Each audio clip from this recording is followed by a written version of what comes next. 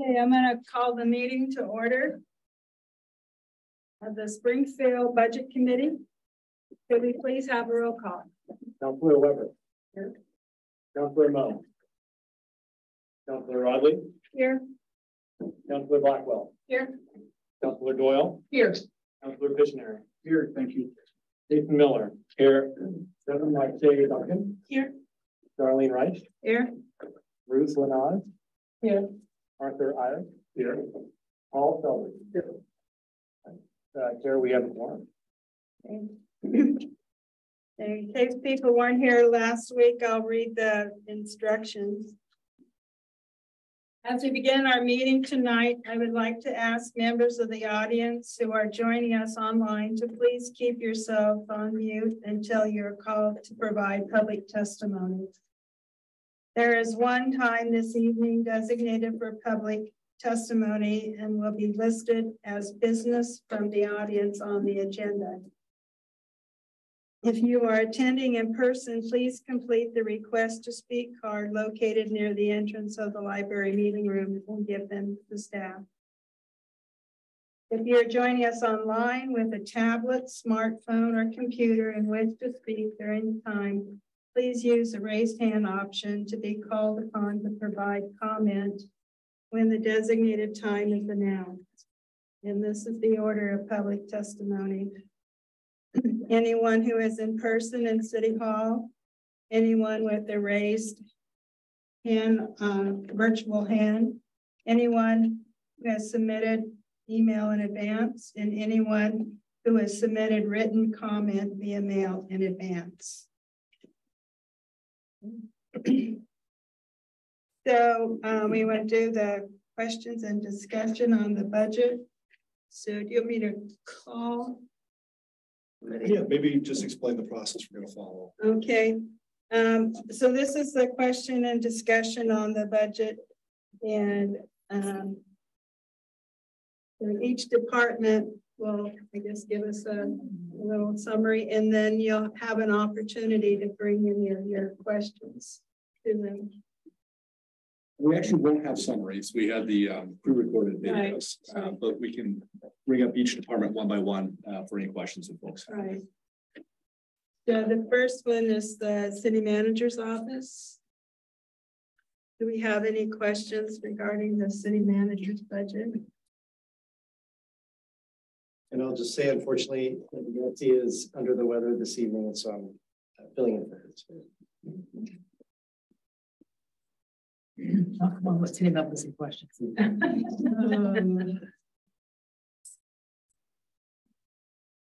I'll be here if I come up. So the next person is representing the courts. That's going to be myself, actually. Okay. And I'm courts, finance, and IT. Many hats tonight. Is there anything concerning the courts? I think I could ask, because partway through the year, a economic development manager is hired. And so we won't know as far as our determination what that position is actually going to do in terms of coming up with funding opportunities. Is that maybe what that position is going to be doing? So that's a great question. We hired an economic development manager. She started November 7th. So it's her 6-month anniversary next week. She took over mainly as your CETA liaison for the council and you'll get her CETA budget presentation next week. So you'll meet her. You'll be able to ask her a lot of the questions about CETA. But she has stepped in really on these two major projects that we have, the Glenwood Riverfront redevelopment, which you'll hear about next week, and downtown urban renewal, which includes the Blue Mackenzie apartment complex, which you'll also hear about next week. So she hit the ground running. She has that 3-person team, which includes Sam Kelly Quattrochi, who's here. If you have any questions on CMO, he also works with our budget. And we also have a property manager, downtown liaison position. So yeah, she came to us from the city of Eugene with a lot of experience in planning and economic development. So she just hit the ground running. So you mentioned property management. Is it her role for the Booth Kelly? That's under, yes, correct.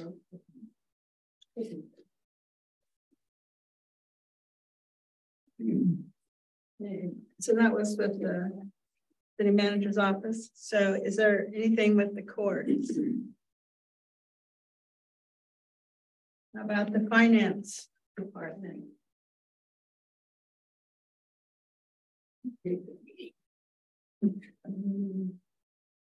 And well, if anything comes up, they got the same person for IT.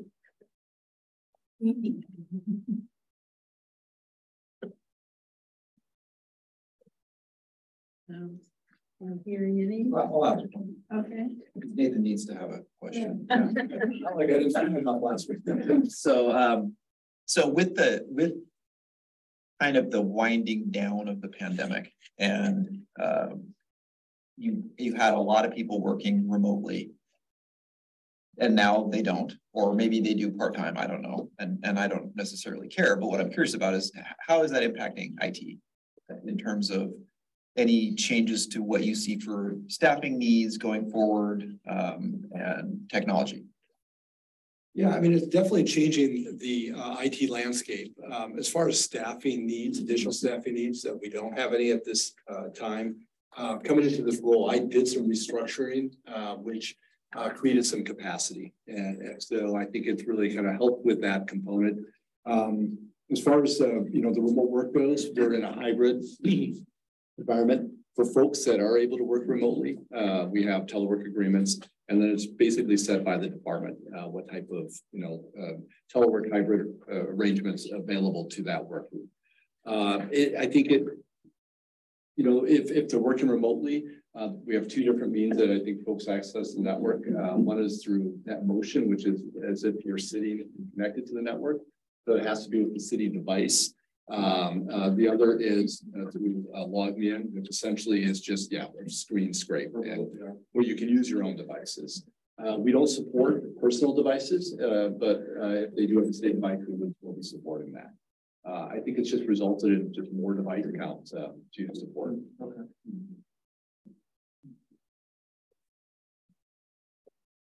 I'm still trying to figure out the visual on the budget, the non-departmental category. And so I'm understanding it's the interfund loans and transfers and statutory payments and unappropriated, all these reserves and so on. So I'm going to need quick notes of, so from the funds that come into the city, some of them are already earmarked for this pot of money that then operates as loans to different departments.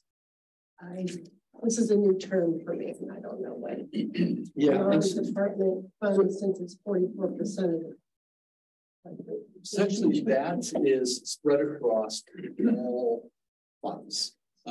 It's not a specific fund, and I don't want to go too deep into government accounting, but what that means is the interesting thing is we have to have a balanced budget where revenues equal expenditures. So one of the revenue sources we have that we bring into our budget is beginning cash, which is essentially your equity that you carried forward. Right. And then you have your new revenues, you have your operating expenditures, and then you have your equity that's left over. We call that reserves. It's budgeted as an appropriation, expenditure appropriation, but it's locked up. So think of that as just the equity you have in all the different funds. We have over 30 some funds in each of those, and those monies, depending on the type of fund, have different purposes. So for instance, if it's the building code fund, I talked about that as a feast and family fund. That's what we're slowly, building up reserves to get us through those lead times, because it's a cyclical environment. So right now, that's got very large reserves as a percentage of its operating expenditures. I mentioned the general fund. We don't like to go below 20%. Typically, the primary revenue, being tax revenue, comes in November. So we've got to operate from July until November. So you want to have reserves that cover you through that period of time. So it's what it basically is it is kind of the savings of the city, sort of locked up for each fund. Okay, and Does that so, help? yes, because that explains all the transfers and the different movements of the funds related to different purposes. Thank you.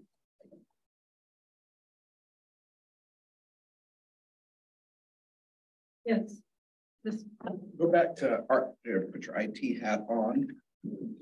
So I'm curious, does it cost, is there a net gain or a net loss when it comes to the hybrid employees? So is it saving us money for them to be able to stay home with our equipment and our security related activities? Or does it cost us more?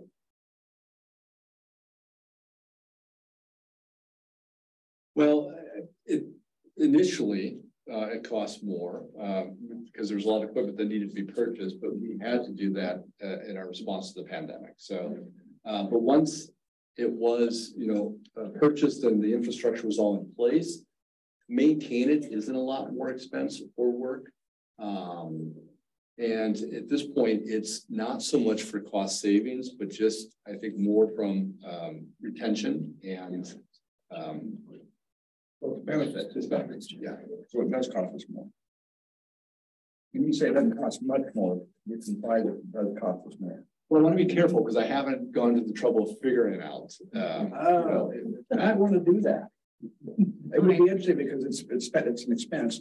And plus, when those extra machines we bought to answer during the pandemic, that when those machines start to phase out or attrition out, are we going to have to maintain that level of stuff for their workspaces here at City Hall? We still have equipment here, so when those things are retired out, they have a place to go back to, or are we going to be obligated to continue to buy at that level?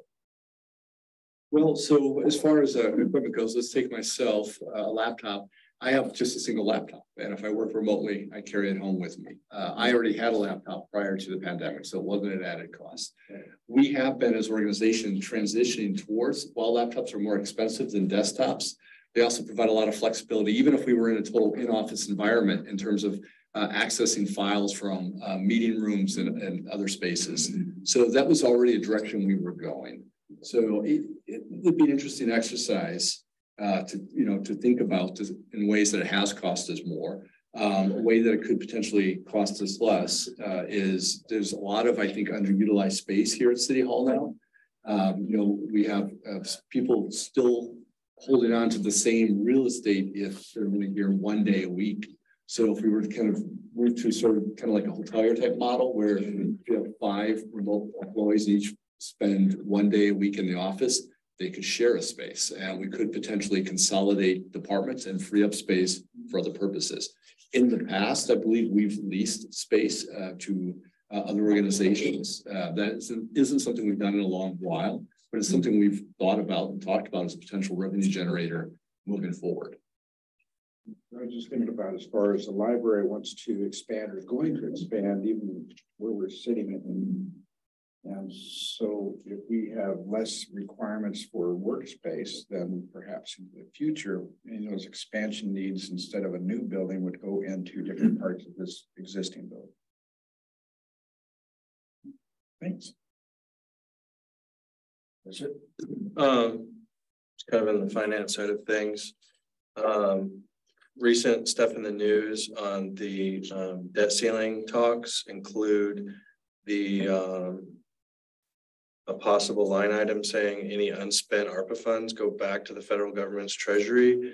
Is there any risk for the city having any funds that we maybe, because you're supposed to be able to spend it until 2025, I believe. So is there any risk of things that aren't spent being taken back to the federal government?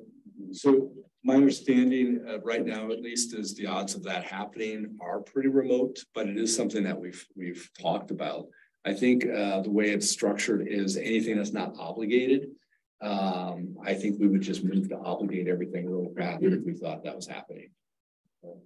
So yes, there's always risk, but it's something we're paying attention to. Okay, so you you can just quickly make some changes and have it spent and Not spent, it needs to be obligated.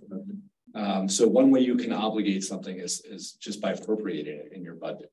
Okay. You could have contracts signed and lined up. That's another way of obligating. So we would just move, we are spending the money. With that, it's December 31st, 2024. With that deadline in mind, but if that was something that got likes, I think we would just move to try to shore it up. Is that would be on a calendar year rather than a fiscal year when you say 25? So because it has to be either spent or obligated, we've interpreted that as when we budget for our fiscal year 25, we'll budget for a full year of ARPA funds. And so by December 31st, we will have spent most of them, but the ones that haven't been spent will be obligated through an appropriation and will be completely expended by June 30th of 2025.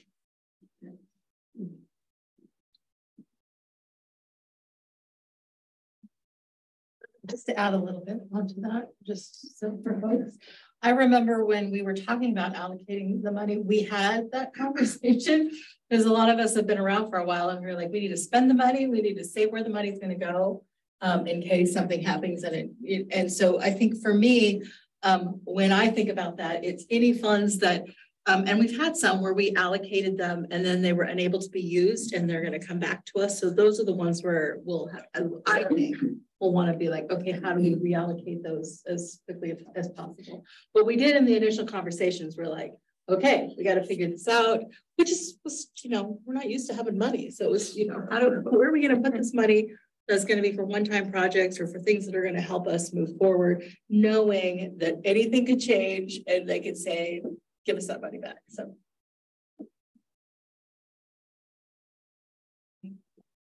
Anything else for finance and IT? Going to HR. Any questions for HR? So I have a question. So, and this is probably going to put Nathan back on the stand as well.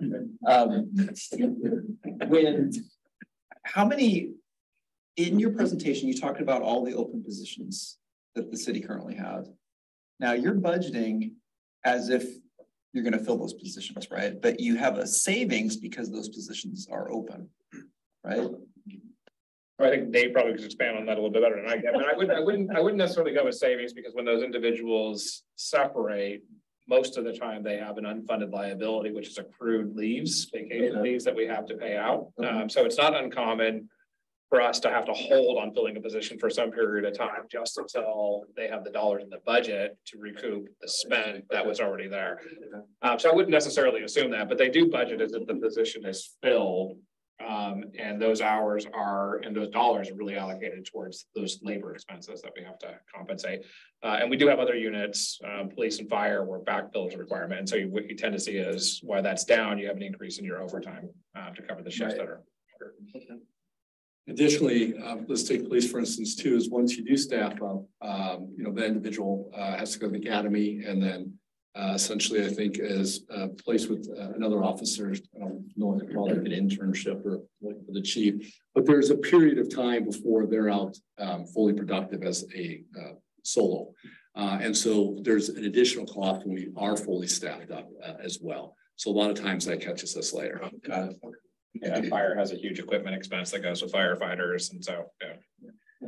And then in the 5-year forecast, we do build in an underspend with the expectation that, we can't exceed that budget. So we have to come in at or below. Most departments we come in below, and departments have vacancies for various reasons or projects that don't get completed that were budgeted for. So we put in an underspend across all departments in the general fund of $800,000 a year. And that's built into that forecast, recognizing that we won't fully expend that appropriation. Thank you. And didn't you say that one department, if they're underspent, can't give it to another department? That's right. Yeah.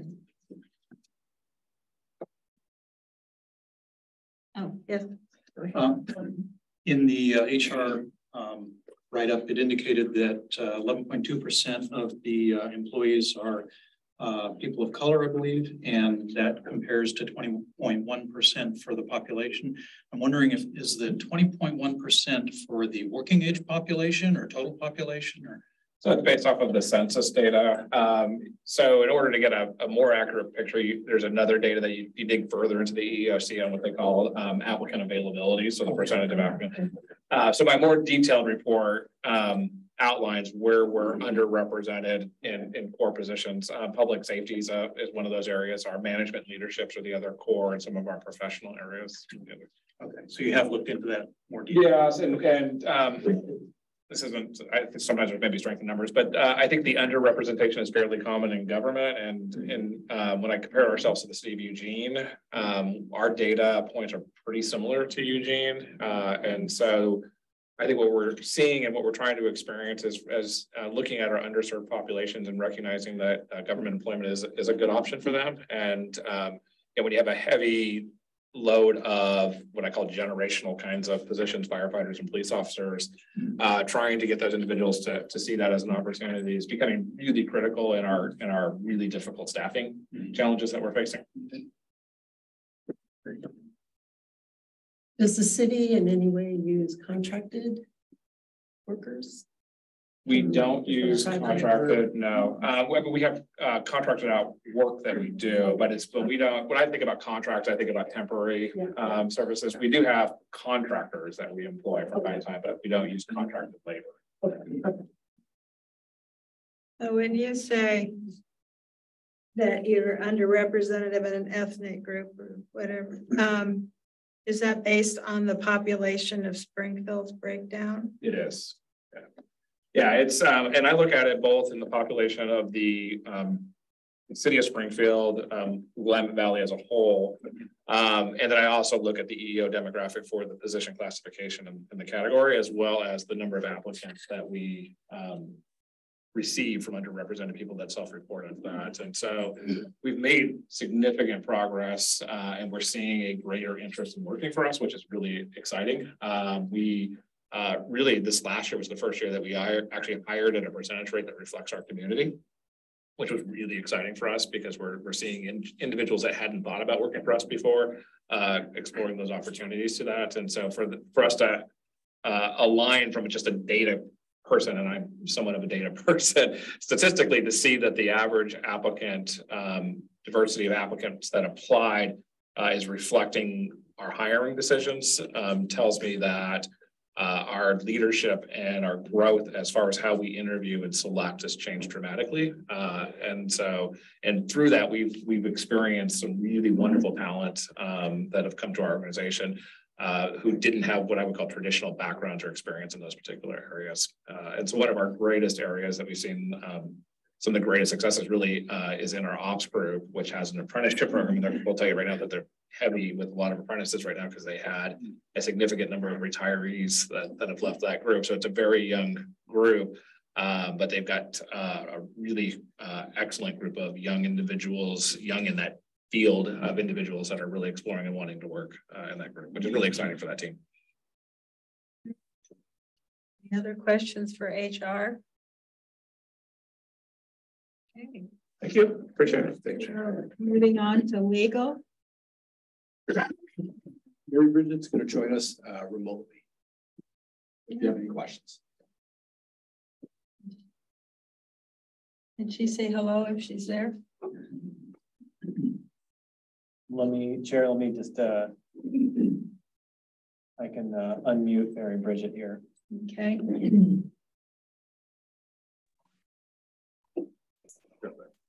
Hello, Budget Committee. I'm here remotely. I'm sorry, I'm visiting family this week. Do we have any questions for Mary? Yes, Arthur. I just had one. I noticed that the materials and services figure was up about $120,000 from the fiscal year 2022 number. I know the 2023 number looked a little unusual, but going back a couple of years, it looked like the M&S is up, and I'm just curious what was causing that. I think there might be, part of the reason it's up is we renegotiated the contract with the prosecutor's office. And that is a big percentage of our materials and services. And so we have a 3-year agreement with them. We've just finished, we'll be finishing the first year now. Mary Bridget, might that also be the CFAC lawsuit? Oh, yes, that was the second item I would bring up. The city is participating with other communities and objecting to the CFAC rules, the community climate friendly rules. And so we budgeted some funds for the legal assistance with that. We have outside counsel and working with other jurisdictions.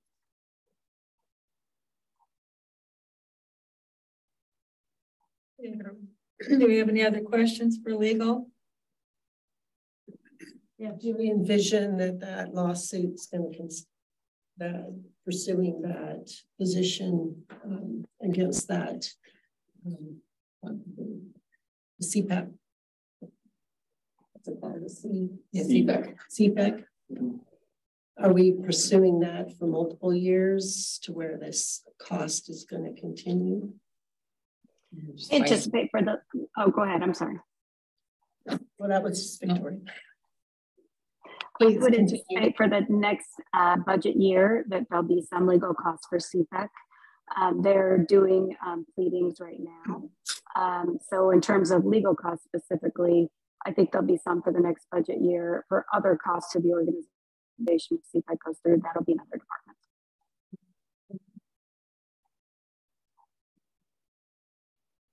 Any other questions for legal? Thank you, Mary. Thank you. Library.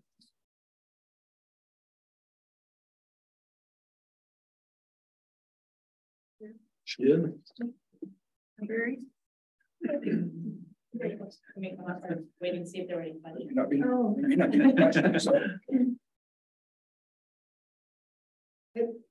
I have a nice comment though. I was going on a trip to Russia and I was able to, through the library's connection, you can go online and learn foreign language.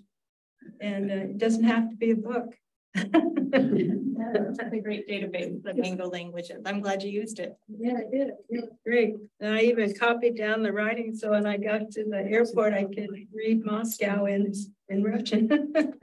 Thank you for sharing that. That's a great service.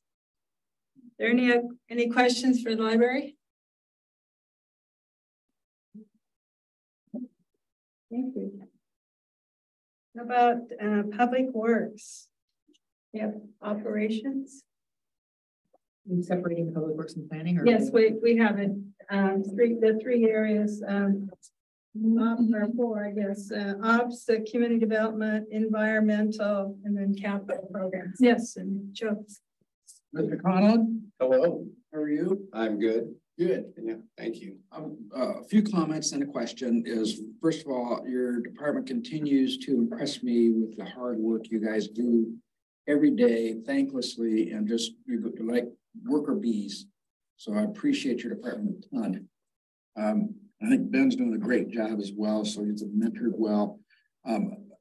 Would you explain, and mostly for everybody's edification, your increase in staffing and what's behind that?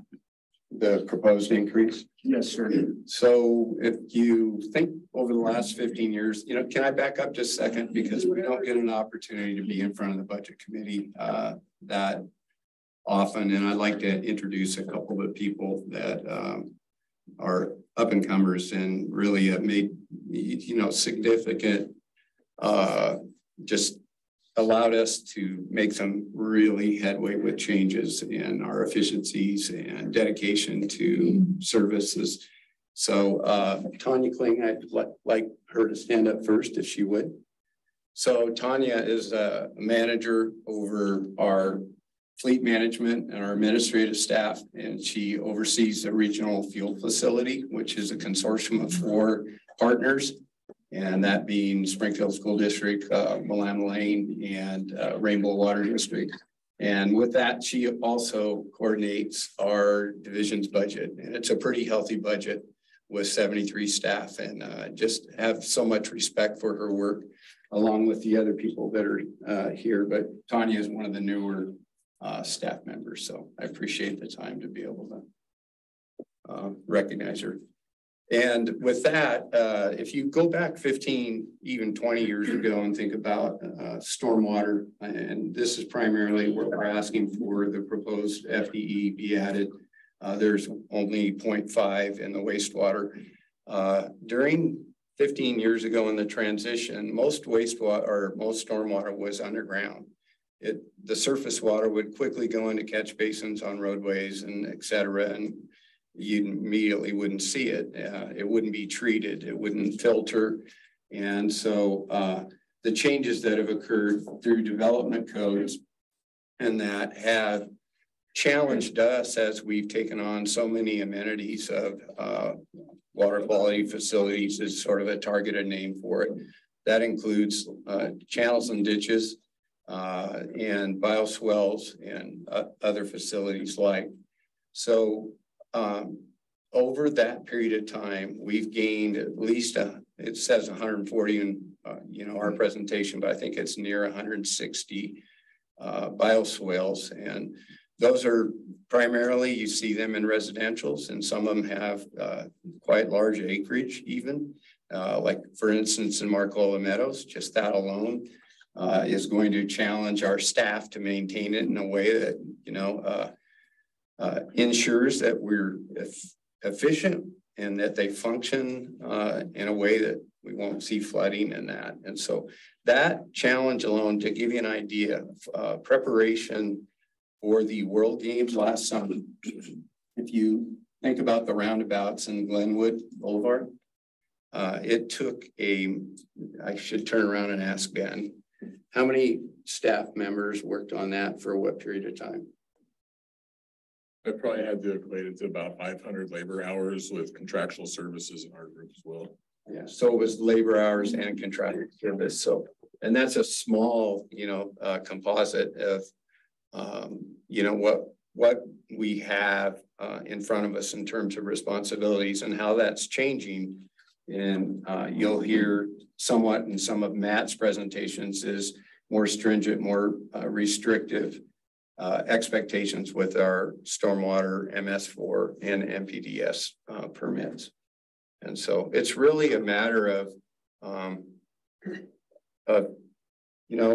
operations main goal is to take our assets that you've all invested in and maintain them in a way that we get the best out of a life cycle. But not only that, uphold our own responsibilities in maintaining them in a way that matches what we expect of private sector. And so this will help us do that. So this being 4.5 people, we'll have a surface drainage crew. And what that means is there'll be people working year round in channel ditches and stormwater facilities. So hopefully that. Yeah, no, that's great. But are they going to remove invasive species? That will be part of it, yes. So that's a good question. Part of the buildup of the program and will be that we're master planning and actually looking at all the assets and doing a job where we're identifying needs and prioritizing needs, what's going to get worked on first, so on and so forth. I'm coming. Yeah. Yep. We've needed a vegetation or a riparian master plan for a while.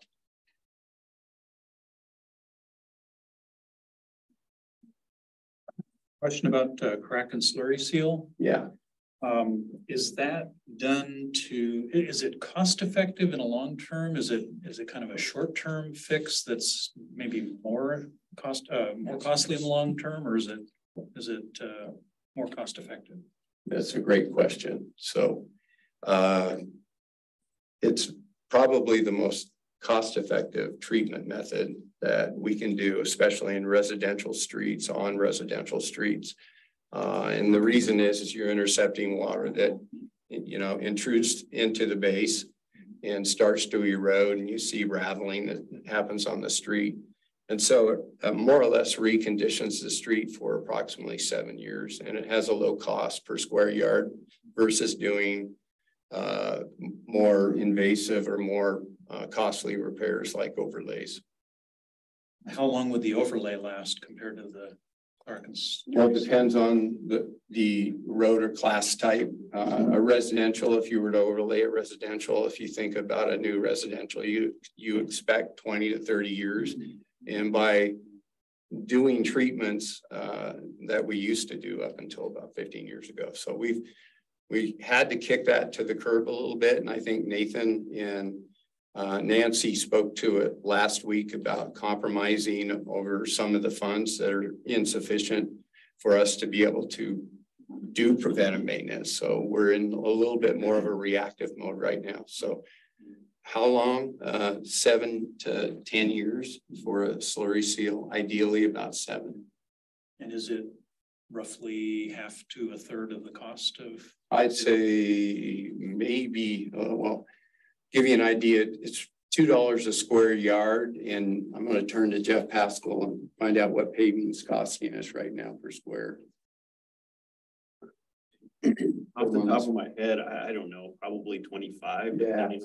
But it depends on the project itself. Like 10 times as much to do a more and more rehabilitative overlay. Well, it does sound like it's cost effective. Yeah, and part of that is when you go, for example, even in residential neighborhoods, if we were to have to go in and rehabilitate those, we're going to undertake a lot of extra costs with ADA upgrades, primarily sidewalks and crossings, which isn't a bad thing. It just adds. It's a must cost. We can't escape it. Yeah. Thank you. Yeah.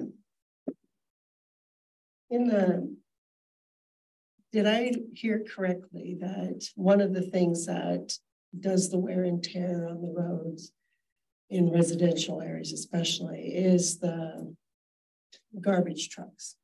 And did I hear that correctly?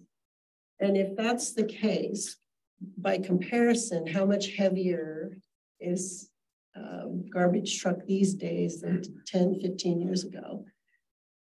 And is that a factor that has had impact on our wear and tear on the streets that you've experienced? Like you had forecasted that this roadway with the Surrey is going to give us 10 more years, but all of a sudden you're seeing it's only lasting 5 because of the impacts of vehicles like the garbage trucks and delivery trucks. Yeah, there's a lot of factors that weigh into deterioration of a street. I mean, you think of really cold winter cycle like we've had ongoing in ice a little bit more, that wears down the street fast. You know, even high heat in ultraviolet can tear it down. I've never heard of a study done on garbage trucks, honestly. But I would say this: any activity, especially in residential areas that aren't designed for heavy trucks, and I don't know the weight factor of a garbage truck. I know it's an essential function of what we need, you know, in terms of removal of refuse and that, but so how often do you go through and do an assessment of the streets to kind of see which the wear and tear from your minor to your major corridors and realize that with the factors that you described, now this we're going to have to increase the amount of times we've going to put in the slurry, and we're going to have to upgrade. Yeah, so to answer the first part of the question, we do a condition survey every 2 years. And so that's we're required to, by ballot measure HB 2017 was one of the requirements of it. But I think that's prudent to do that anyway. And so we had been on sort of that course. And that usually has been a full comprehensive undertaking for the entire system. So approximately 230 road miles in the city of Springfield. So that's not all asphalt, total mileage. And so the second part of your question is there's really sort of three types of streets. We have minor arterial streets that receive the highest priority. Then we have collector streets that are secondary to that. And then unfortunately, we have the biggest part of our system is residential streets. Yet it's difficult to prioritize a residential street versus like a Marcola or a Mohawk or, so you can see why the emphasis is put on, we need to take care of those major haulers. And, but the cost, and that's, gets at Nathan's presentation on, something that I've been here for the city, working for the city for 44 years. And so I've seen a lot of different time periods of ups and downs, economies, but we're in a position right now where frankly, I feel like we've had, as a result, to kick the can down the road, and it's coming to get us a little bit. And so trying to, we do the best, we strive to do the best we can with the money we have, but I don't know. If I could add something on that too, I think it's important to note that in 2000, I think it was 8, we lost timber dollars that were set aside specifically and that we used in the city for maintenance and repair. And at that point, we were relying on the 3% gas tax, which we all know that 3% in 2008 is not, or 3 cents is not the, doing the same thing it's doing in 2013. Hence the road bond that we did. But I feel like there was just no way for the department to keep up. And unfortunately, people don't realize that when those roads deteriorate and go to a certain level, the cost just goes through the roof. That's a good point. Essentially, what she's talking about, we lost at least $2 million over that period. At a time, we needed 2 million more. So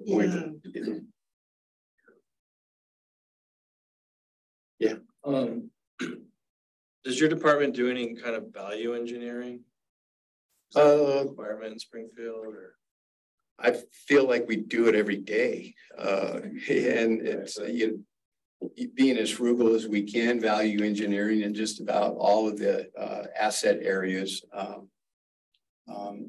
We've been put in a position, I think, where we're always looking for the best deal, the best way to do, to do things, trying to stay up and fit with the industry standards and what's new in the industry. So do you have a particular area you're thinking about? I only know because it was like my internship in college. I worked for a value engineering company out of Portland, and I know that Washington Department of Transportation requires any job over 50 million has to bring in a third-party value engineering company to work with the original team to look through to see where there's places to possibly save money and have the same quality, not just deteriorate to save a buck, but and I believe the state of Washington's found that bringing in the third party and paying that, they actually save more than they end up paying. So I just didn't know if that's something. No, that's science.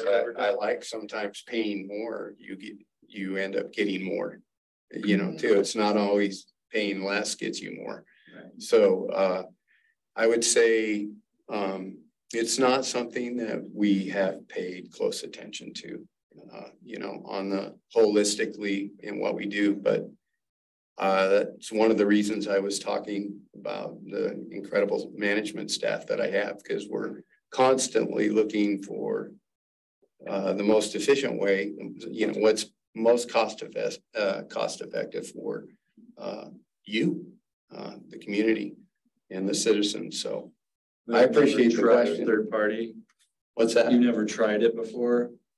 Tried the value engineering companies. Ethan, that might be a good question for Jeff Pascal or Matt Stout. Their capital projects are quite more than the road projects. The union.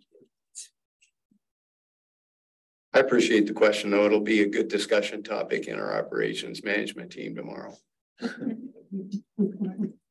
I have a question relating to the Department of Public Works as a whole. So it might not be yours. It might be finance, CMO. So the Department of Public Works as a whole has a budget. And in the presentations, each one of the three divisions has a budget. But in the budget document, the three divisions don't show up separately.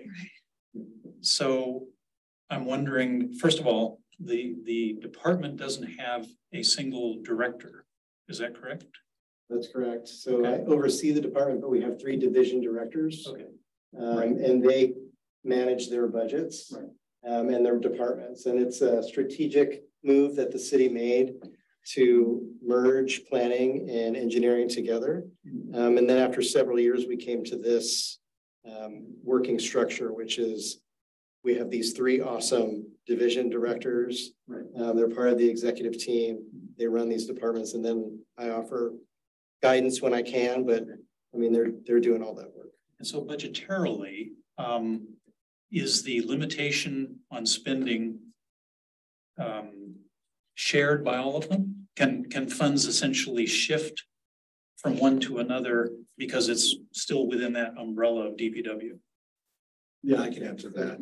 So again, it's by fund, by department. And so yes, you have funds that all three divisions are within that fund. Right. And so yes, they could across those divisions share funds.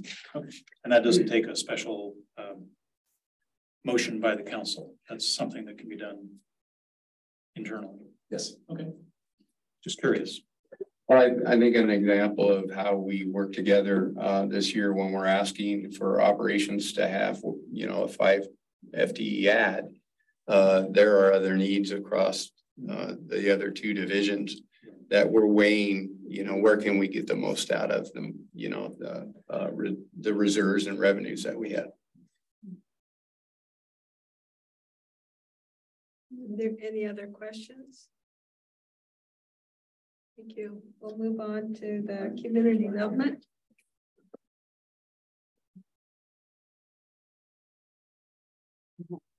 If you're answering those questions.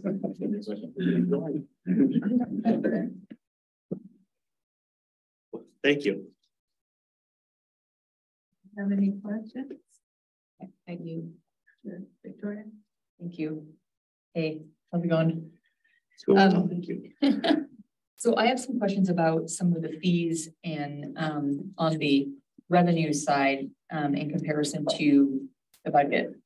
And so first question, would you say that, so planning fees, does that include the comprehensive land use planning fee that's charged to developers? Is that in planning on annexation? Yeah, yes. That would be in the planning fees. Okay, correct. and then building fees, does that sort of cross-reference with building plan review budget? Correct. Okay, so starting with the building fee, I see that it looks like a revenue last year and proposed for this year is $1 million. I see the budget was 297,000 last year and 348. So that's a pretty big difference between what's being collected in fees and what the budget is, especially considering that there's less than 2 FTE. So I'm trying to understand where that money is going. So you're looking at let's see, 602 on the revenue and 1030 on the budget. 1030 and 1032 are the two programs for building review. Oh, okay. So the building field there's about inspections. 1.4 million because you also had the field building inspector. So there's building review and then inspection. Okay, perfect. That explains that. Okay. And how many FTE are there in building field inspections? Oh, I see. You got 6 there. Okay, that makes sense. So that's like almost 8, around 8. And then with the planning fees, it looks like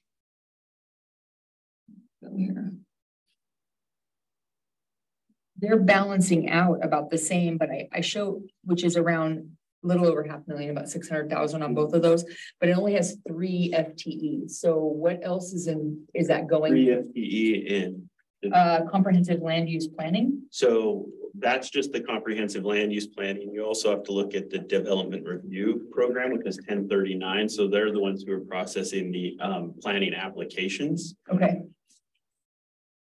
And so that other fees don't fall into that, like STC No. admin fee, that's totally separate. So it's $105,000 to administer the SDC program. Yeah, I mean, I'm not certain that that's what we budget. I'm not certain we spend all of that. There's funds in there for consultant services and things like that, contractual services in case we need to do reviews and updates of our fees.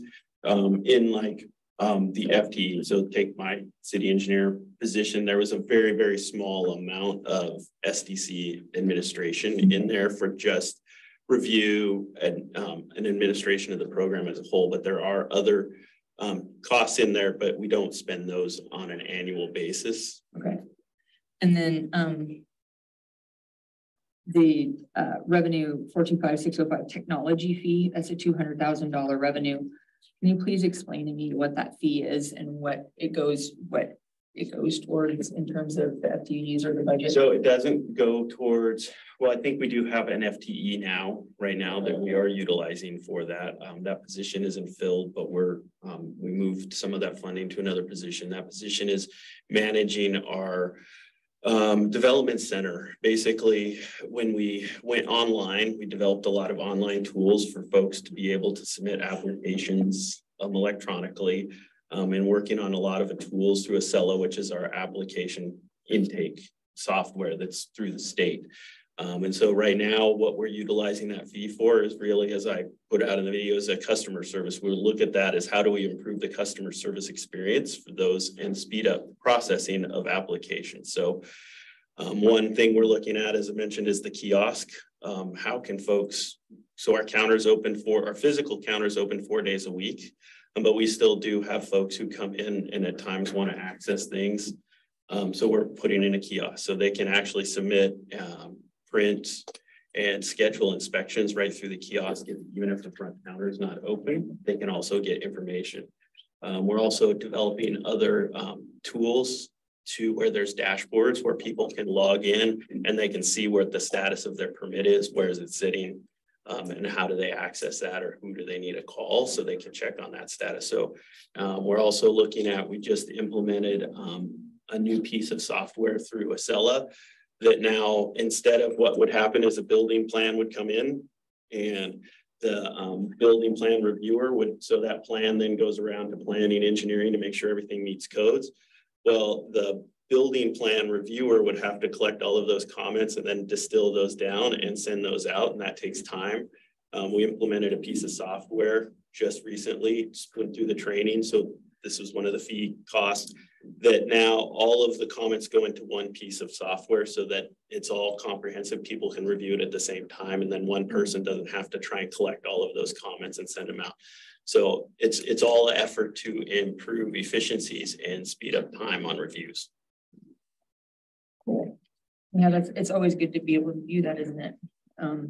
Paperwork taking such a long time. Okay, and then, so it just seems like a lot of fees. And then the right-of-way permit fee, what portion of the budget does that go towards? Right-of-way permit. It's 060, it's about $80,000. It was 50,000 last year, but it's going up. It's budgeted for 80,000 this year. I think those are like our encroachment permit fees and things like that through utilities. So that's those right-of-way permit fees. That's what we collect. Oh, okay. Yeah. So when utilities need to, they need to get even private folks need to get a permit when they do work inside the right-of-way, and and a lot of that goes through operations. And so that pays for inspections and review to make sure that all the restoration work or the work is done correctly for our standards. So are the fees primarily based on the level of work that's involved with reviewing that? Like, do you have a time frame? If I come in and I turn in a permit, do you give me a time frame that I should be able to get review back on that? I mean, I know you guys are short staffed. I understand that there's a staff issue, but yeah. So take encroachment permit fees out. We don't have a timeline, but I will tell you, I believe on average, we process a lot. Most of it is through public utilities or private utilities are the most. I mean, Sub-electric takes out the majority of our sub-water, takes out the majority of our encroachment permits. And I believe Todd Thompson, who works out of operations, he's the one who sends it around to all of the folks, but I believe I track them just because I get all the emails, but I believe there's a turnaround time of usually anywhere from 10 days to 2 weeks max, depending on the complexity. But I would say the average are turned around in less than a week. So I'm thinking more in terms of like building permits. So with all these expedited processes, so now people can do stuff online and get stuff turned in. How long is it taking for those people to at least get the first review back so they know what they need to fix or where they can finally build? Our goal is usually 10 days to get things turned around for I would say for residential. Okay. Commercial is a different. Yeah. Oh, absolutely. Yeah, no, I totally get it. Different. For residential, per building permit, our goal is usually 10 days to 2 weeks. We were behind. We were short-staffed. We had one building plan reviewer for residential and one building plan reviewer for commercial. And so when you look at the number of permits, I think we processed 348 building permits last year. We were behind. I think Dane Smith, who is our residential, had a stack of 80 building permits. So you just look at Marcola Meadows and you think they're batching those in, they're coming in. So we were able, fortunately, we had somebody here for a few months. We had an extra position that was approved. We got caught up. So we are back to our normal turnaround time. I don't know how long, because then with that position, that person left, went to a different agency to do the same job.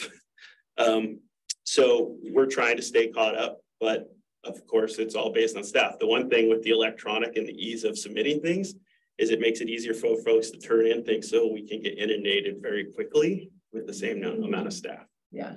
Okay. That's all the questions I had. Thank you. Thank you. So, I'm curious why we're operating 4 days a week. Is it because of staff shortage or are they working home? Well, some of them do work remote on that Monday, though that was not the intent. The intent was really, and actually on Mondays that most of the staff do come into the office. The intent was because our front counter was so busy and we were so inundated with work, it was to give them some time for not having to actually physically walk up to the counter. So we still have staff who are available by phone. And in fact, the kiosk, if somebody were to walk up, it's going to actually, you can push a button and it will connect to who the planner on duty is, their desk. It was to give them time at their desk to actually do all of these plan reviews and these staff reports, because when staff get called up, we have planner on duty and they could be working on 3 different files and maybe whatever they're working on that day, but they might be called up to if they're on a 4-hour shift running the counter, they may be up there for 3 hours, in which case they're just getting behind on there. So it was just to give staff that ability to work and get caught up on their staff reports. Wasn't to kind of shut down and not be open. So we are open. We're just not, that people can't physically walk into the counter, but they can call and they can still, somebody will answer the phone and the planner on duty is still providing that service, or the engineer tech who's on duty that day. So, from the outside looking in, if we are a service-oriented organization, it doesn't make sense to me to be shut down one of the days. I understand what you just said, but it seems like if a citizen walks in on any day of the business week, should be able to go to staff and say, this is what I want to do. And I understand, I totally get what you're saying. But what I'm looking at it is it sounds as though we don't have enough staff to operate it 5 days a week, because your other staff, according to what you just said, is too busy. So again, we're turning away people where people can't turn in projects and pay for permits 1 day a week. That's income that the city is missing out on, or forcing people to come in a different day. And it just seems like that's kind of counterintuitive to a service-oriented organization or reputation.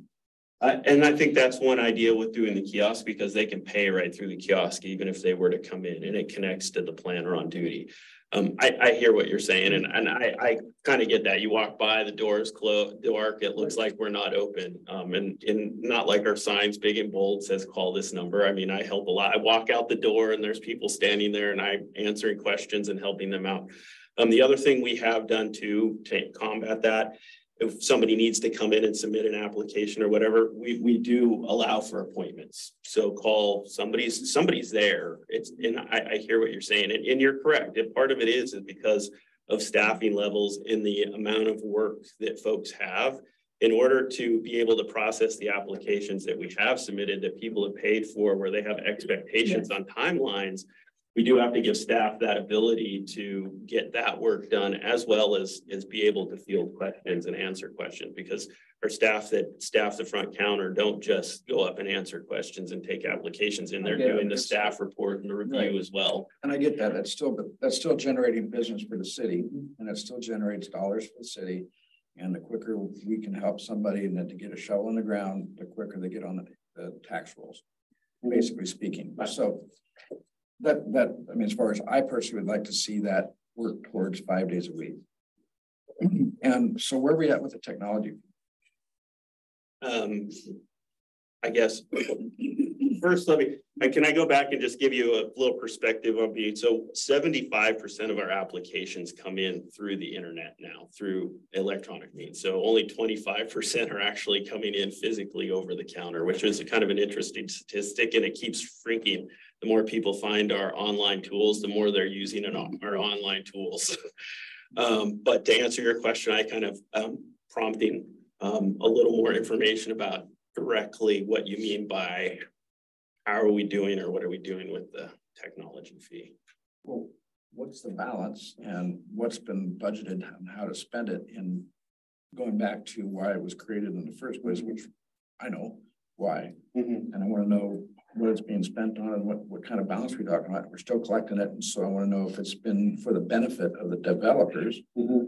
So how's it helping them? So as I mentioned today, we're spending it on different pieces of technology to create efficiencies, to improve the ability to turn applications in, to improve our online experience, to create dashboards, both internally and externally, so that people can go in. I mean, you as a counselor or any of the budget committee could go in and look at the external dashboard when it's up and running, to see where permits, how many permits have been submitted, where are they at, how many have been actually completed. The other thing that's an interesting anecdote is we were working on some other pieces of things, some other pieces of software or applications to add to Acela that the state found out we were working on, and they've taken over those programs away from us. One of those was the ability and how we schedule online inspections and do all of that. They didn't think that that there was an ability to do that. And they were like, we can't believe your consultant figured out how to do this. So they've kind of taken that over. And so it's going to become a part of Acela. But we were working on ways to improve our inspection piece and things like that, and scheduling inspections. And so there's a few applications like that we're working on and that's all using the tech fee. The kiosk is tech fee. So when we put the tech fee in, it was to get applications online, like scan the PDFs in Laserfish. Well, we have a lot of back scanning and applications that are sitting there. One thing, we're sending those out to a consultant or to a contractor to have all of that back scanning done. And so using that tech fee. And so that's kind of where we're at. It's using that money that comes in for the applicant or that developer or anybody who actually uses our development center counter to try and make sure that we're giving them the best customer service experience that they can get. What's the balance? I want to say, I don't know either off the top of my head. I just want to defend that 4 day a week, because I work the counter in the atrium for the city of Eugene doing this job. And I'm telling you, you cannot breathe when you are on counter duty. And so your work just gets further and further behind. And so I would love if we had a 4 day to have that 1 day to just finally catch up, because you're going to make mistakes too. You're constantly being called up there. So, and people get used to it. I mean, they know that it's closed on Fridays. Eventually they figure that out. And then and half the stuff they could find on their own anyway online. We have folks who call and make appointments. I mean, we issue building permits and things like that, even when the counter is closed, and people call and make appointments. And it's not like we turn them away. We always, if somebody gets a hold of us or needs something, we take that call and we help them or open the door and take what we need to do. Answer everybody's question? We take our intermission, or do you have a question? I have a question. Okay, great. Trying to stay on. I know. So I guess I have a couple of comments about the tech fee. One of them is that would be something that would be helpful to come back at a council work session about. It is a place that we are always confused about. And even though we have it explained a couple of times, we're not necessarily clear on what the fund is, right? This has been going on for a couple of years, what we have programmed against it and what the value prop is. And the, like, I'm actually okay from a technology perspective that you do have some staffing against it to try to work to implement some of this stuff, because I don't think it's actually going to happen until you get that done. The other thing that I miss when we sort of talk about the, when we sort of talk about the kiosk and some of the other programs that go around with it is really like understanding the value prop, not from a, like, hey, you can submit it online, but like, if I got stopped by a developer, right, and he said, hey, for the last 10 years, I paid this tech fee, right? I don't know that I could explain to them what's better, what their money got. That doesn't mean that the online portion isn't great, right? Like, is it the direction we should be going? But like, I feel like we need probably not here's the software packages, right? But like about 75,000 feet above that to be able to go, okay, when we talk to the community, how are we being more competitive? How are we being more open for business? And that's at the center of all the questions you guys constantly hear about the tech fee, because nobody feels comfortable enough to explain it to the public. The other thing I think about I know we kind of danced around the question about, whether or not we're open 5 days a week or right if the counter's closed. I actually think you guys could probably go back and just simply change how you're talking about it. Because I think you got two very interesting perspectives about, because people have to have time to do their work, right? But you've told me in the conversations like 4 different ways of how you're open 5 days a week, right? And instead of saying we're closed, only open 4 days a week, it's like, no, we can do this, we can do this, we can do this. I think that's a kind of an important distinction. The last, I guess, question about sort of tech that I have is I'm tracking a lot of the work that's being done around AI right now. And I think about how many letters we write, is there some conversation that's going on about technologies that we don't even know exist yet and how to bring that efficiency back into the department. I would say not like organized where we've sat down and like, okay, how will you do this? I think we've had folks experiment with little different pieces. And so I do think that I've experimented with some of it where it's like, oh, I have to write this thing and now I got to try and be this creative and well, I'm going to just try this out and see what comes back. I've heard it a little bit, even in our GIS, which is actually an ops. It's like, oh, I needed to write this code. Well, I thought I'd experiment with this and send it out to the thing. And I came back and it's like, well, 80% of it's done. I just have to edit it. And so I think there are opportunities as some of the managers and others explore it, but we haven't sat down and said, okay, how can we actively like add this into our daily work routine, or how could this speed things up? And that may be the conversation that's after the kiosk, right? Like being able to execute the kiosk successfully and have 75% of the applications come in online, right? Some of the stuff may be further behind that. I had a question about your slides, right? On the back end of the slides, it used the term design and build for Mill Street, or design and bid for Mill Street. They didn't use build, right? For 24, right? Like, is it that? I guess sometimes I do this, it confuses myself. It's calendar versus fiscal, right? So I think we'll be actually under construction in the middle of fiscal 25. But the goal is actually we will have a bid. We should have a contractor on board no later than May next year is my anticipation. Yeah, and I think so. Construction, it's coming. It's coming. Yes. Okay, great. And I think that's probably for the rest of the council to hear. Like, I think getting work done on 42nd and Mill Street is probably the most important thing that could be happening that is going to help the public get on board with another road bond. And then I guess my last question, during the pandemic, we ran into a problem with federal funds, right? Because we could not do federal, like we didn't have anybody on staff that could do federal environmental review. For You mean for like HUD? Yes. If we solve that, or for, I heard for Mill Street for transportation projects. Well, usually we consult. So for like those, it's our consultant's job to take care of that. And so Mill Street was different. It just took us so long to get a consultant on board with the whole ODOT process and just the certification.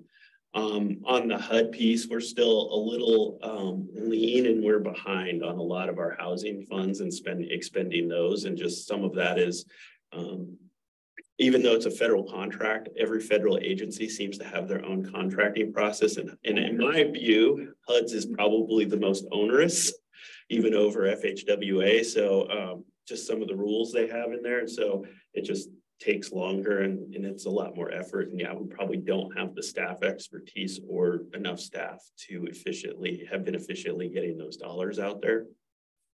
Yeah, okay. And I guess I wanted to flag one other comment about the North Gateway area. I know we're a long way away from that, but I feel like in the conversation around Glenwood and Blue McKenzie that we forget we still have 250 acres that we have to plan and get built out there. That's what I have. Okay. So do we want to take a 10-minute, people want a 10-minute intermission? And then we would continue on with the groups that we have left. How much more do we have left? Are you halfway through or is there I have 2 more for Public Works, Police, and Fire. So 1, 2, 3, 4 more groups. And if it's capital, yeah, capital split between, and I don't know how much you're going to want to get into the regional capital, but I will probably be the one you'll have the questions for on the local capital. Okay. Plus Brian wants to be. So how does everybody feel? You need a break or should we go on and finish? Okay, going on. Go on for a little bit until maybe check again at 7 or 7:15. Okay, yeah, it looks like we need more time. All right, well, thank you. I guess the next group is the environmental services.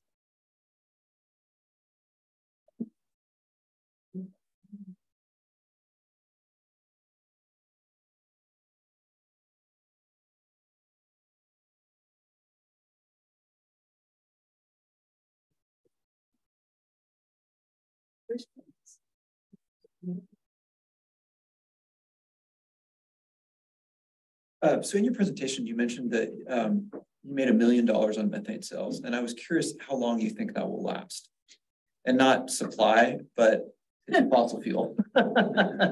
So yeah, we have a renewable natural gas facility that we installed out as a regional wastewater facility. I think I saw a precursor to this question earlier, but I think it was about $1.5 million that we generated this year.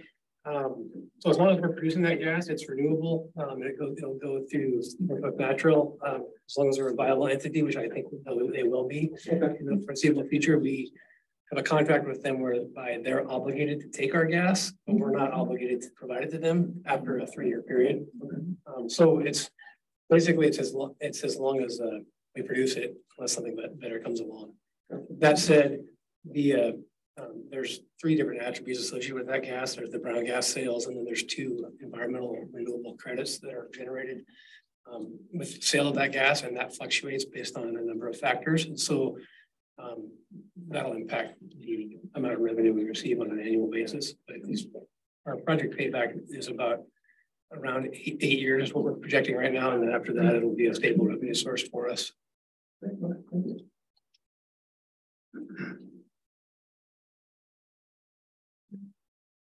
questions? Yes. PFAs have been in the news recently, and I'm wondering, have you had any time to think about what that might mean for the environmental group? I assume you're talking about PFAS? Forever chemicals, alcohols and polyfluoroalkyls.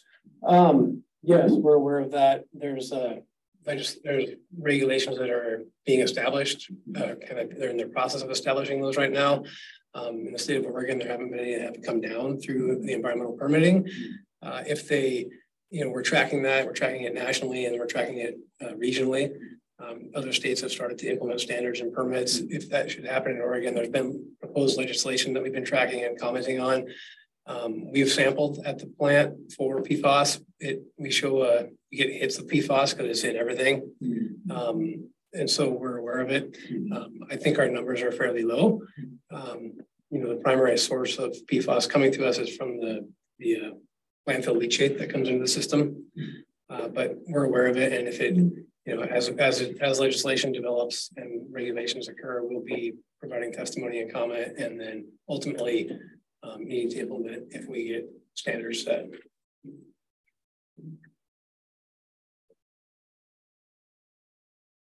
I would just like to make a comment that my son is a 5th grader at Ridgeview Elementary and thoroughly enjoyed the Clean Water University class out there. That's awesome. Yeah, it was great to have it back in person this year.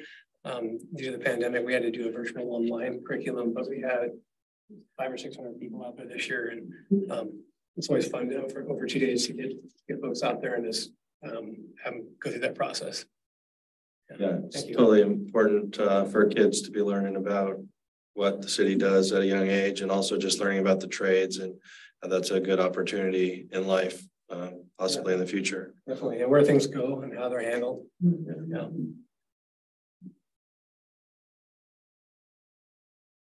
Other questions? Thank you. Move on to the capital program. Oh, yeah. Go ahead. Sure.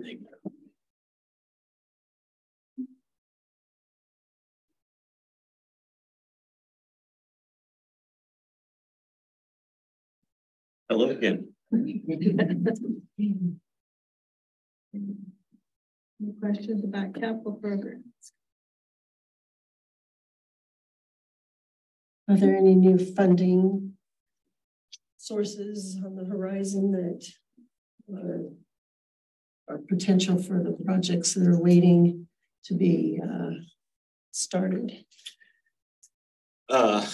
No, nothing that's, I haven't identified anything that is not already there, which is our federal state grants and our user utility fees and the street fund, which is primarily state apportionment and local gas tax. Okay. In your slides, there's a comment about bid and start construction for Jasper Trunk Sewer Phase 3.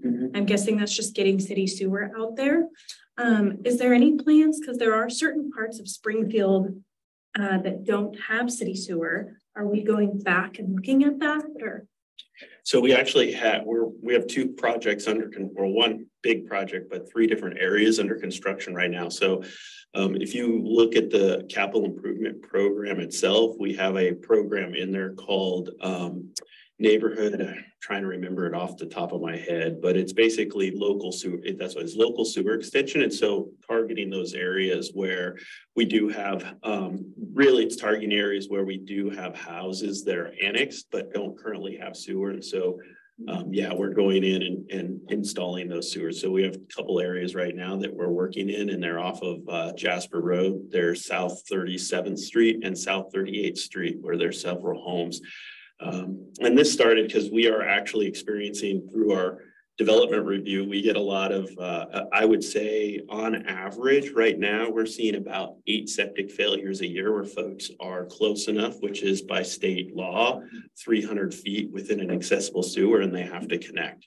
And that can be pretty expensive because you have to build, if you have to build 300 feet of sanitary sewer just to get to your property, you're building the public system on your dime, just like a development, and then you have to do all the work on your side. So it's the same cost that you have to pay an engineer and all of this stuff. So we are going in and doing that. The one thing is then what those folks have to do when they connected that sewer is they have to pay their in lieu of assessment. So then they pay for what the cost of that sewer was to construct at that time.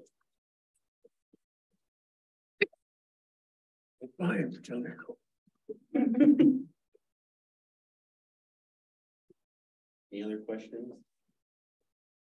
I can answer the value engineering question if you like. Sure, yeah. So we don't hire specifically, at least on the local side, we haven't hired a third party.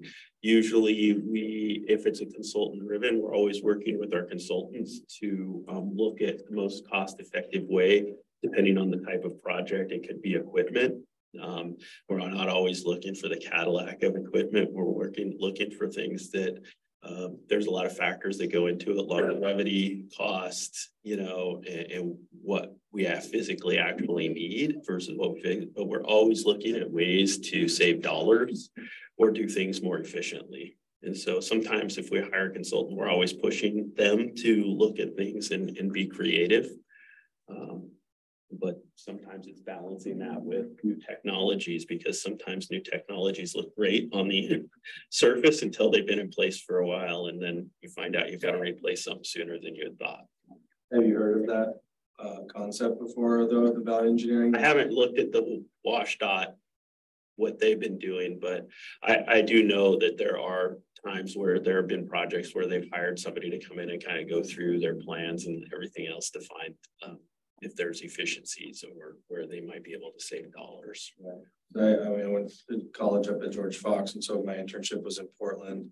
And because of that connection to Washington, just over the bridge in the city of Vancouver, they had a lot of value engineering companies in Portland. So just didn't know if that was a concept and if you've ever tried it. Never hired a third party separately. Sometimes if it's internally, sometimes if it's internal to the project, we'll hire a consultant. If we've internally designed it, we'll hire a consultant or look for different pieces of it. But I'm hearing we did for the Justice Center. For the Justice Center, and I believe that through NWC. Did it find savings, or was it worth it, or you found it wasn't really worth it? Or well, with the Justice Center, it's interesting. Yes, there was a lot of savings, but we're finding out some of the places that were recommended for value engineering out.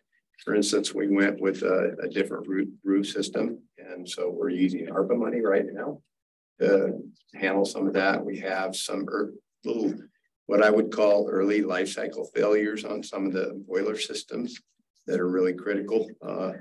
So it's, does it point back to something they say? You know, I would say yes, because the project manager is actually the ARPA project manager. We hired back, he's really sharp. And so he was the project manager on that. And we were just at a place where we needed to value engineer because of the high costs. So we haven't done analysis per se, just to say, well, the money that we saved then and the money we're spending now, it's probably going to equal out, I would estimate. So sometimes money spent in the future is more expensive than money spent in the past. Yeah.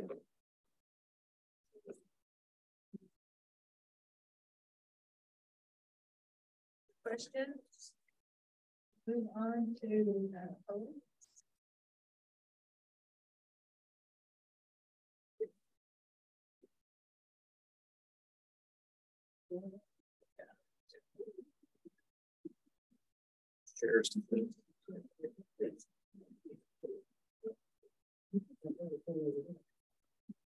any questions regarding the police department?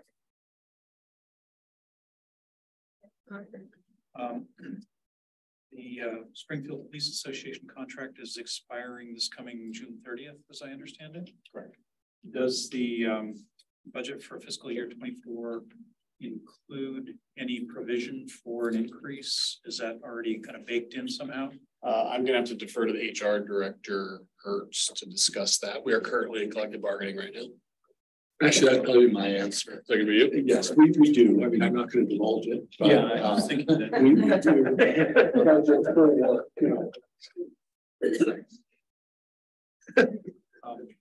it's hard to negotiate to the number of. Yeah, right. You have a number of vacancies, as I understand it. And again, this might go back to finance, but what happens to those vacancy savings?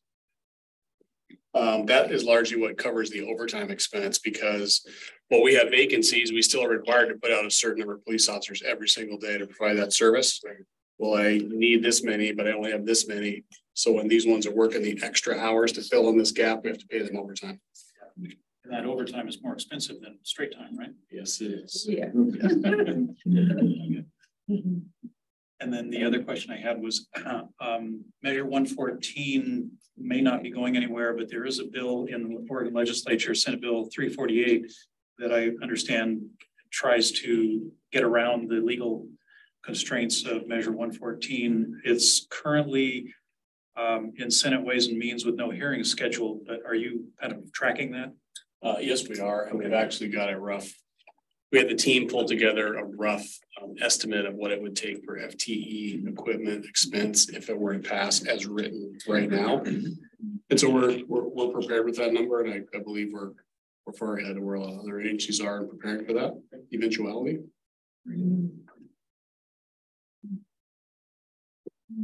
I had a question on the budget, the inactive programs. So the municipal jail court support, I didn't see where that was picked up, or is it in a different budget? It ended after 22. I just was curious, since it's municipal jail court support, which budget takes up that? Jess, can you help me out with that? Yeah, the funding for those programs are actually rolled into program 1175, which is just jail operations. Oh, okay.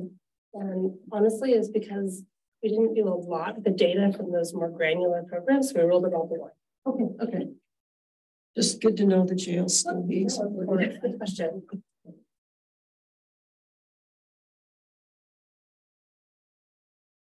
Do we currently rent out any beds? We do. We have contracts with the city of Eugene. And we have a contract with Cottage Grove.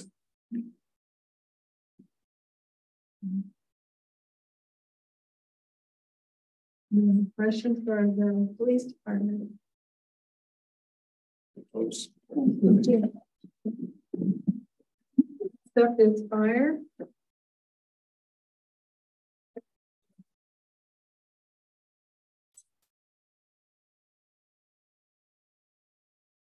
Any questions? What are the chances you're going to get the ambulance service that you need? From the non-emergency transport program. So right now we did go out for an RFP. We did not have any bidders. We've re-engaged with our current provider.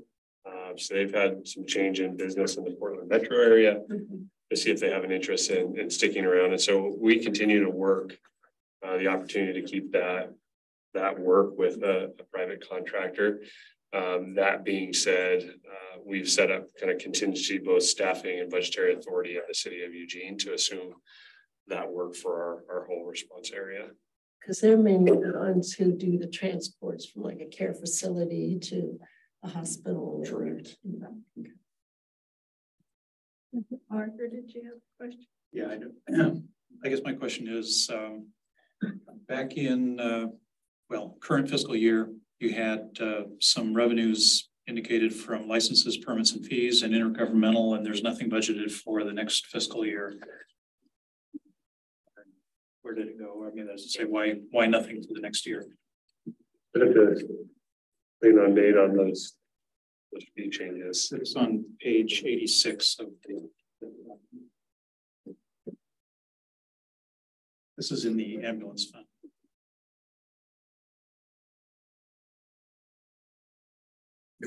You're going off the PDF numbering? It's page 86 of 220.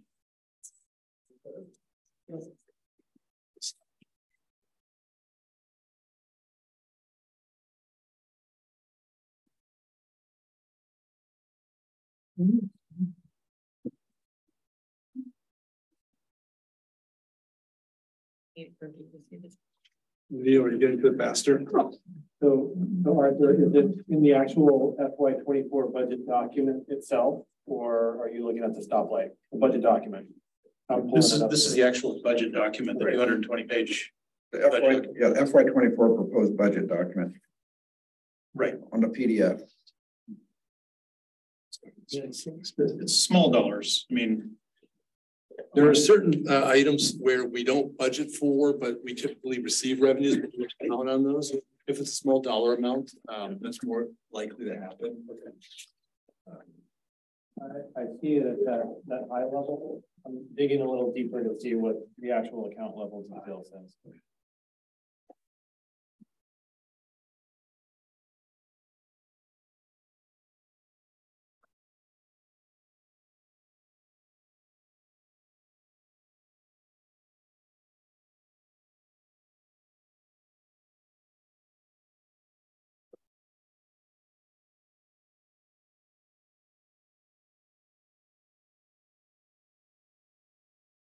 It primarily appears to be ambulance remuneration, 50,000. That was budgeted in the prior year, but not in 24. Okay, those fees are what we're coming from that non-emergency contract. Because that's not there anymore. Yeah, because they were paying us back for dispatch fees incurred. And now those dispatch fees would be transferred elsewhere. Okay. The only other question I had was, I noticed in another section of the budget that 4 of the top 10 assessed value entities within Springfield are healthcare. And I'm wondering, is there any commonality of interest between those organizations and the ambulance service that, you know, maybe some kind of mutual benefit could be worked out that would help make the ambulance service whole? So the 911 system, kind of, not really. I think, you know, one thing to bring up, we've engaged a firm to work with us on an overall fee and cost recovery analysis. And what they're going to help us do is make sure that the GEMT money that we're getting, are we maximizing those federal support dollars? Are there other programs that we can go after for, say, 911 prevention work, or what's called community paramedics? And that ties directly to those healthcare providers, their interest through Medicare, Medicaid, CMS, and how you know, they can find them for readmissions to the hospital, let's say. And so the CCOs or the community care organizations that are responsible for managing that, they can provide some support to fund those programs. And so it's a catch-22, right? As you keep people out of the 911 system, your ambulance revenues go down. And but we're exploring all of those. So we found ourselves as we look out into the future for fire and EMS, you really start to think about fire and total integrated health. We are, you know, that universal healthcare system that we dial 911 for. But we're kind of exploring all of our options to make sure that the resources that go to emergency work stay within emergency work, and we have other funding sources to fund the rest or new initiatives.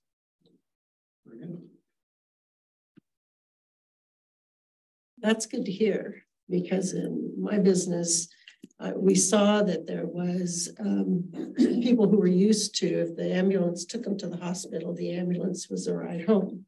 And when that cost wasn't going to be handled by Medicare, then a lot of folks were stuck in many ways of how are they going to get home if they're no longer under an emergency status. And so are you seeing with this non-emergency medical transport contract, are there still people in a gap that are, they don't qualify as Medicaid, but they're still needing a transport need? Is there within the network that you're seeing of CCOs mindset that, yes, they're paying attention to the emergency resources, and then there's this Medicaid transportation, and then I'm understanding the CCOs have a requirement to handle transportation needs for those who are under their service contract. So I'm just glad to hear that there's a conversation that's happening, because I wasn't sure if anybody was really paying attention to ways to negotiate with Medicaid those insurance plans. Yeah, one of the firms we were trying to bring in to do this work, and their tie as a nonprofit in the hospital systems, you know, they were going to be a good ally in helping move people out of the facility who are in need of not medical services, but, you know, more, you know, similar ambulance type transport out of there. But, you know, I think a little known fact within the communities is LTD is a big partner for us in the medical community. Is they are the brokerage for the CCO in getting, you know, medical transports, whether it's wheelchair vans, ride source, and some of those other functions to be done. And they do a great job, and they continue to stay engaged with, you know, Peace Health and making those needs.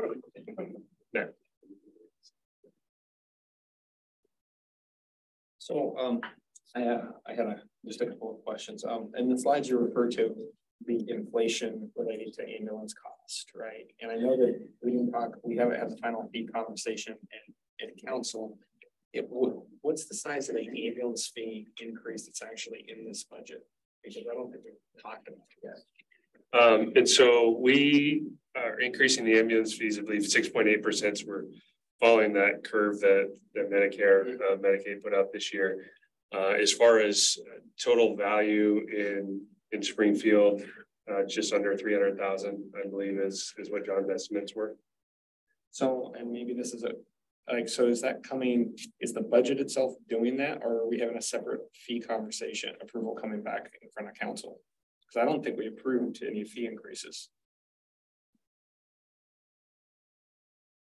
Yeah, we'll have to, we'll double check on what the difference between the years and whether it's that 6.8 is baked in to our budget estimate here or not.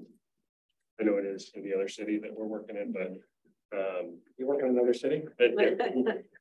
All right.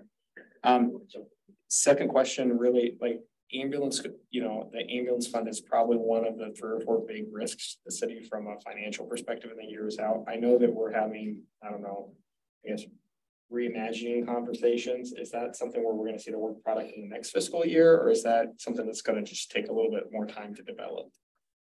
I think it's part of the overall larger planning effort. As far as some of the redesign work we talked about earlier this year, I mean, that's underway. Once we get that stabilized, we'll have the discussion of how do we transition that across the EMS system in a way that I think meets both cities' needs, both today and going into the future with both workforce and then stability of those funds. So we're going to see a lot of you in the next year.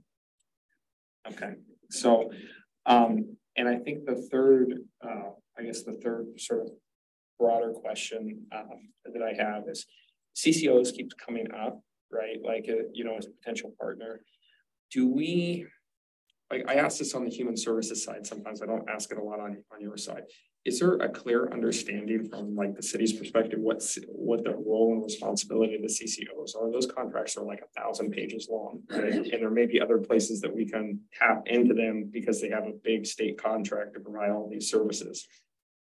So it's a great question. You're right on how big those contracts are. They're almost like a completely different language, and they set you up to, you have to ask it in the right way to receive funds for the project that you're working on. For us, you know, I look at our organization and the fact that, you know, we run almost twice as many calls for service as similarly positioned peer agencies. As we're trying to drill down into what community dynamics or what healthcare gaps are we currently feeling, and is there a way that we can do it without being a part of the emergency response system? And so we've been having meetings with the county over behavioral health and those services, and in that same discussion, it's like, let's talk about the future and, you know, it's total integrated health, or is there a role for a different co-responder model that gets people out of the hospital system? Not saying that we want by any means to step into the role of primary care, but some type of urgent care that we're able to bill for or get remunerated for, get a per member per month, you know, fee to help build the infrastructure for the program. Those are all the things that we're exploring that, you know, honestly could see the face of, you know, how many of the most expensive emergency response assets are you investing in? You know, the goal is to reduce that and, you know, meet the need where it's at. And I would be comfortable, like from a financial perspective, you know, if we ended up having a consultant contract that will really help us dive into what the OHA is asking of those CCOs, because I think there's untapped resources in there that we could potentially get at. And again, the thing I'm listening for at the regional board level is really there's this sort of track of your work in the hospitals, right? And then there's the health plan work, and then there's the human services work. And sometimes all three of those, like there's a ton of money wrapped up in all three of those, but sometimes they don't all seem like they're the same conversation. And I would just encourage you guys to keep, you know, tapping into as many of those buckets as possible, because we're going to need the partnerships. I'm finding myself more often in conversations that I never imagined I'd be in as the fire chief. But when you think about the future of this work and the need, I mean, it's there. We are deployed in a way. Eugene Springfield Fire protects the overwhelming majority of the county's residents. And that's just a fact. And so we have a role, and you know, how do we make sure that we're ahead of what that conversation is versus just trying to again catch it with fire trucks and ALS ambulances, which are the most expensive option out there. And so hopefully those conversations engage, because I hear from the CCOs in some of these meetings, yeah, we have a program for that, or you know, we might have funding for that. It's like, well, perfect. Let's explore that. What I don't want to do though is overextend, you know, kind of fire's role and have us picking up work in what our more traditional model is. It's not our. I agree with that, right? Like it's sort of find your own lane and find what other partnerships help you do what you're supposed to do really well. Yeah. Well, and I think not to oversimplify things, but this is a perfect example of how we have systems that were built for a different world. So we have these systems and we're trying to make these systems work in the world that is now. And I think when we talk about those conversations going forward, it's just going to be important to understand that, you know, we sit here as a, you know, in a budget, it's like money that comes into the general fund or is coming from these ways can be spent in some ways, but we start talking about like contractual work with the state and how that's going to happen. We just have to, that's part of the conversation that you and I have been having, is like how much control as an elected body would we have if you're, you know, contracting with the state, who gets to say what for where and what community. So I think that's all part of a new way of thinking about it. But I think the key for us as we look at this work in particular, the behavioral health work and some of the other community level work, those are systems that are traditionally the responsibility of the county. And if we're filling a role, how do we make sure that we get access to dollars that they have access to that we don't, right? So.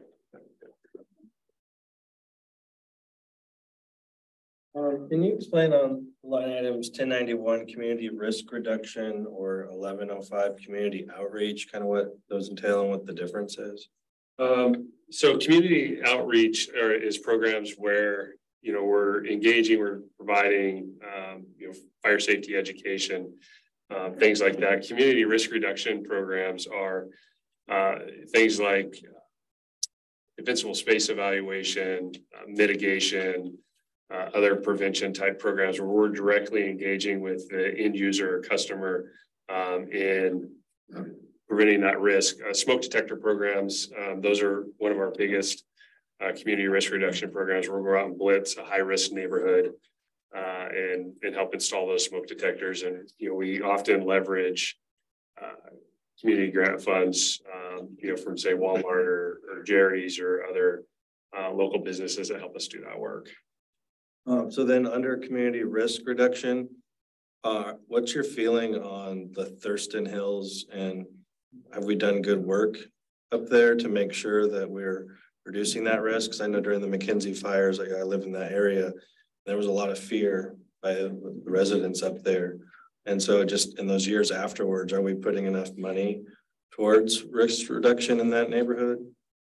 You know, I think it's a coordinated effort, in particular in the Thurston Hills, and the mismatch between our protected lands and ODF protected lands.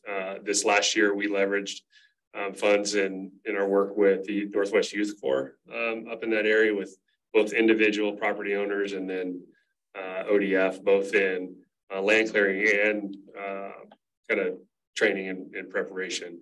The reality is, when we look in particular in the Thurston Hills area, it will be somewhat impossible to completely mitigate the risk. I mean, there's a balance of risk you take when you build in those areas, but those are always target funds. We continue to seek grant funding to support fuels reduction work. And again, there's money out there, and as those pop up, you know, we apply. We just most recently had tried to recover some money or apply for some money through the State Fire Marshal's office for community wildfire program, but they're looking to work with us as a kind of county fire defense board and with Lane County to provide that work. I would be good at taking our intermission if people are ready to take 5 or 6 minutes. Are we close to voting then? Are we through with any other questions for fire? I think the next item would be the public comment. We won't vote until next Tuesday. Yeah. That close to public comment, we might just shine it on. Let's keep going then. Okay, I think we only had a couple, is that right? Yeah, Chair, we have one individual, Renee Yandell, here in person to provide comment. Renee? Hi. Compare to one second here, okay, and we'll have 3 minutes. Sit up here with you all, or do I Yes, stay there? I just want to remind you to state your name and what ward you're in. It says our general location, and you have a 3-minute time to speak. Great. Well, thank you. I'm Renee Yandell. I'm the executive director at HIV Alliance, and we're a nonprofit that provides service in multiple counties, but throughout Lane County, including Springfield. And we are funded with some of the county funds, the Human Service Commission funds. And so I'm here just to advocate for the city to consider the increase that the county is requesting to those funds. And as a, I'm the executive director, I run the business, so to speak. And I wanted to share with the committee the increases we've seen over the years. And I think the city's funding to that commission has been somewhat flat over the years, but as a nonprofit using those funds, our expenses have not been flat. And so it's very difficult for us to continue to provide services with the same amount of funding when our expenses are going up. And just a few examples of that are the insurance for the agency's staffing. Our health insurance has gone up 22% in the last year. The agency's general liability and management insurance has gone up 17%. And while we're just one organization, I think a lot of nonprofits are experiencing the same increase. So I hope that the city, as a Springfield resident, I hope that the city values the services that the commission provides to the city. And I hope that you'll consider that funding increase. And that's all. Thank you. Thank you.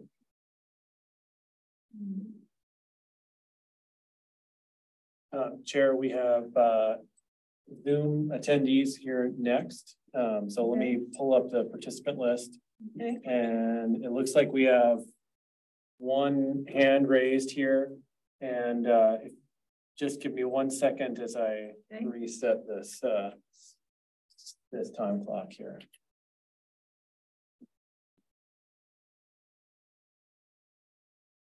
And then 1 additional second. So I want to share this so that Karen can see the time clock.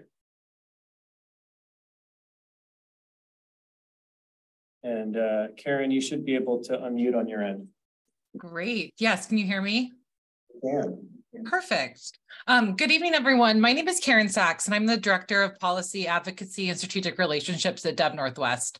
For those of you who are not familiar with us, Dev Northwest is an affordable housing development and asset building agency based in Springfield, serving all of Lane County and 6 additional counties in Oregon. Our mission is to serve low and moderate income Oregonians to increase their financial security, build assets, and develop thriving communities. I'm here to express our support of the additional investment request from the Lane County for the Human Services Commission. The funds provided by the Human Services Commission are critically important to support the work of agencies across the county, operating as one of the only flexible funding sources that we have access to locally. As you heard, I'll echo a lot of what you heard from Renee. Over the last 3 years, agencies like ours have seen costs associated with our services skyrocket with very little upward adjustment from funding sources. The impact of inflation and staff shortages are severely felt in the nonprofit sector. At Dev Northwest, we're committed to ensuring that we can recruit and retain talented staff through livable wages and competitive benefits. Additionally, for programs like ours that provide wraparound services for at-risk youth, we've seen the need and cost for various supportive services for our clients increase, including transportation, education, and childcare supports. Funding from the Human Services Commission helps fill gaps. It provides flexibility to create programs and services that best meet the needs of our community, and ultimately to help ensure a robust network of agencies across the community. We really appreciate the ongoing commitment from the City of Springfield through the funding from the Human Services Commission, and would encourage your support of the additional funding in this next year. Thanks so much. Thank you. And Chair, we have one written comment to read into the record. So I'm gonna, I've got the comment here. I'm gonna set the clock, and if not you, I will start. To the Budget Committee of the City of Springfield, and I should say, this is from Jacqueline LaRue, representing Mainstream Housing. This testimony is in support of the request by the Lane County Human Services Commission to increase their funding by $32,525 for the next fiscal year. I represent Mainstream Housing, whose mission is to support affordable housing options for people who experience intellectual and developmental disabilities. Our main office was in downtown Springfield, across from the jail, from 2012 until 2022. We are temporarily renting office space in Eugene while in the process of building our new office on property we have purchased at 210 South 42nd Street in Springfield. Affordable housing we own in Springfield includes 26 units at the Aquarius Apartments on North 5th Street, 3 duplex units, 1 on East Street, and 2 units on Shady Loop. Village Fields, a pallet shelter site at 251 South 41st Street Place, with 5 units for families with children who experience a developmental disability, and 10 units for adult singles/couples. A total of 40 beds, 47 served to date. 67% of those served successfully transitioned into permanent housing with the assistance of housing case management provided to residents. Future development planned for Springfield include 13 affordable housing units at 251 South 41st Place, 5 to 6 units on Forsythia Street, pre-development currently in progress, construction to begin in early 2024. Mainstream housing has experienced a dramatic increase in costs since the pandemic, particularly in the areas of staffing and the cost of building materials. Skyrocketing costs of building materials and disruptions in state funding cycles for small project development delayed our planned 13 new affordable units on 41st Place. HSC helped with funding to utilize this property, now called Village Fields, to provide immediate housing to shelter our most vulnerable community members, families with children and people with disabilities during the pandemic. This shelter site continues to be extremely important as families struggle with the current high costs of housing. HSC funding is very important to local nonprofits and our provision of services to our community.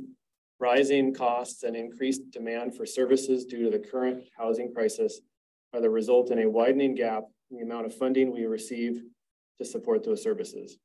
I urge the Budget Committee of the City of Springfield to increase your contribution to HSC by $32,525 for the next fiscal year to help support and expand services in Springfield. Thank you for your consideration of this request. Jacqueline LaRue, Executive Director of Main Street Housing Incorporated. And Chair, that I believe is all of the comment we have tonight. Let me just double check the attendees list.